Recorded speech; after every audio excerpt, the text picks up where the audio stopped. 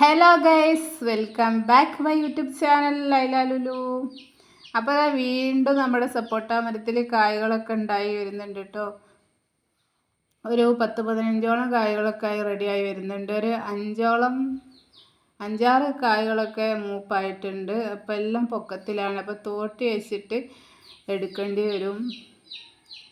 അപ്പോൾ ഏതായാലും ഇപ്പോൾ എടുക്കുന്നില്ല, ഞാൻ ജസ്റ്റ് അതുപോലെ ഉണ്ടായതൊന്ന് വീഡിയോ എടുത്തു എന്നേ ഉള്ളൂ കേട്ടോ. പിന്നെ ഞാനിവിടെ പറമ്പിൽ റോബസ്റ്റിൻ്റെ വാഴക്കന്നൊക്കെ വെച്ചിട്ടുണ്ടായിരുന്നു കേട്ടോ. അപ്പോൾ അതൊക്കെ മുളച്ചിട്ടുണ്ടോ നോക്കാനൊക്കെ ആയിട്ട് താഴോട്ടേക്ക് ഇറങ്ങിയതാണ്. അപ്പോൾ അതൊക്കെ മുളച്ചിട്ടുണ്ട് കേട്ടോ. 2 വെച്ചത്.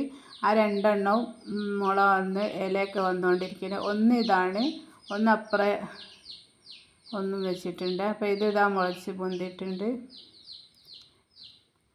അപ്പോൾ നിങ്ങൾക്ക് ഈ വീഡിയോ ഇഷ്ടമാവുകയാണെങ്കിൽ നമ്മുടെ ചാനൽ സബ്സ്ക്രൈബ് ചെയ്യുക, ലൈക്ക് ചെയ്യുക, കമൻറ്റ് ചെയ്യുക, ഷെയറും കൂടെ ചെയ്യാം കേട്ടോ.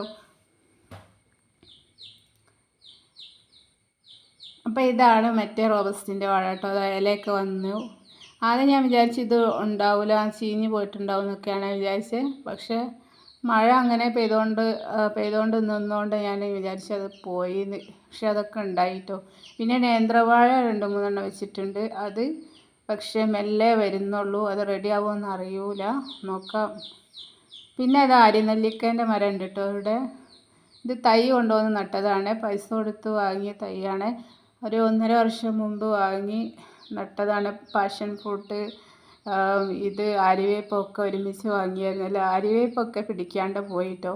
അപ്പോൾ ഇതൊക്കെ പിടിച്ചു. പക്ഷേ ഇത് മരങ്ങളുടെ ഉള്ളിലായതുകൊണ്ട് സൂര്യപ്രകാശം നല്ലോണം വരാത്തതുകൊണ്ടാന്ന് തോന്നുന്നുണ്ട് കായ്കളൊന്നും ഇതുവരെ വന്നിട്ടില്ല.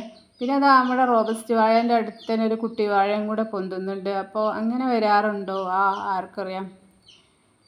അപ്പോൾ ഇത്രയേ ഉള്ളൂ.